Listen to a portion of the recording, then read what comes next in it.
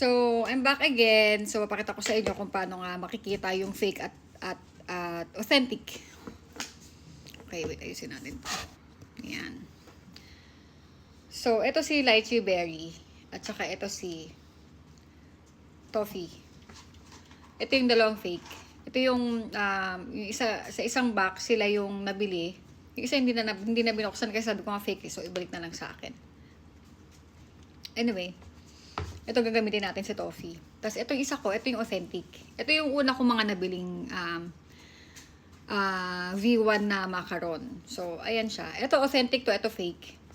So, kung pagtatabihin mo siya, yung ngipin pa lang, kita mo na agad. Ayan o. Pero yun nga kailangan mahawakan mo sila pareho at saka mapagtabi mo para malaman mo kung authentic or fake yung isang nabili mo So, yung ngipin niya, kitang-kita. Ito nakayuko. Kahit iganon mo siya, ganyan mo siya, hindi pa rin siya kitang-kita na katulad nito. Plus yung tenga niya, ayan o. Mas malaki yung tenga nito. Tapos, ayan, malaki yung space. Ito sakto lang. Tsaka maganda yung pagkakagawa nito, syempre, authentic Pero yun nga, kung hindi ka nakahawak nito, tapos nakabili ka na nito, hindi mo na alam kung authentic ba yung nabili mo. Hindi kasi magandang klase guys high quality yung pagkakagawa Maganda siya, pero syempre, ang bili ko sa kanila is for authentic na presyo. So, dapat, ang makukuha ko, authentic, di ba? Hindi naman ako nagtipid. Di ba, ko sana kung ang gusto ko authentic, tapos ang budget ko, 5,000 lang. Hindi, 11,000 yung bili ko dun sa isang box. Pang authentic talaga. Kasi dapat ikikip ko sila. Kaso, nung pagdating sa akin, na-realize ko na mas gusto ko talaga yung mga malalaki. So, doon ako magpo-focus sa mga 48 cm. Tsaka, yun nga, si Zimomo, mayroon ako ayan And then, yung likod niya, ayan, anin natin. Yung likod niya, ayan, ito bilog na bilog. Ito, flat, at saka, ayan iba yung shape, hindi siya bilog. Unlike tong isang, natin, na authentic, bilog. Tapos yung katawan din niya, ito flat din. Ito may pagka may curve. May curve siya. Ito flat. Flat yung dito niya.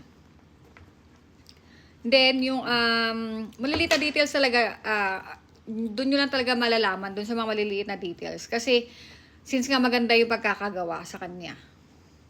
Kumbaga high quality na fake. Yung kanyang ito din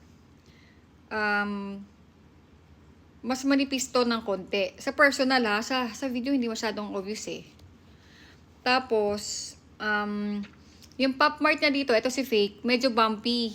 Hindi siya fine yung pagkakagawa, hindi siya flat na flat. Pag tinignan mo siya, yun nga, medyo may mga bump na maliliit.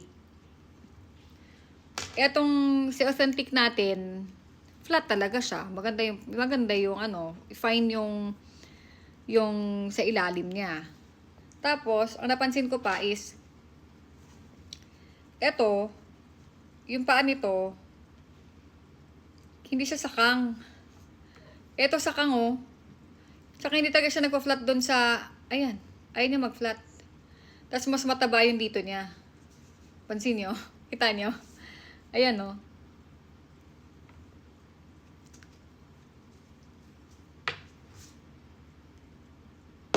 Ayan.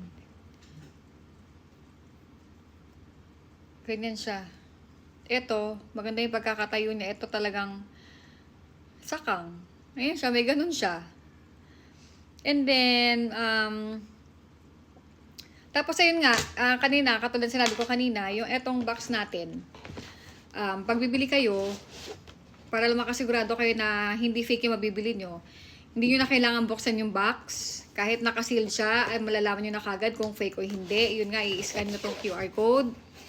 Pag scan nyo ng QR code, kailangan yung website na makikita nyo, walang paw-paw dun sa URL. Tama ba? Teka, titingnan natin Pakita ko na sa inyo ulit. Para lang din sure. And then, ilalagay ko din siya sa comment section. Para sa susunod, pag i-check nyo, ganyan, makikita nyo kung authentic ba yung mabibilhan nyo or hindi. So, ito yung website. Yan yung website niya.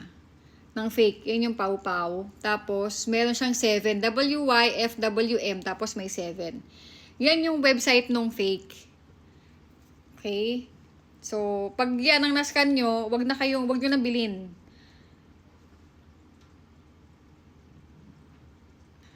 Wag nyo nang bilhin. Kasi, yun nga, fake nga. Scan natin, papakita ko sa inyo. Tapos, pati itsura ng website niya, parehong-pareho. Ito yung authentic, Yan yung authentic.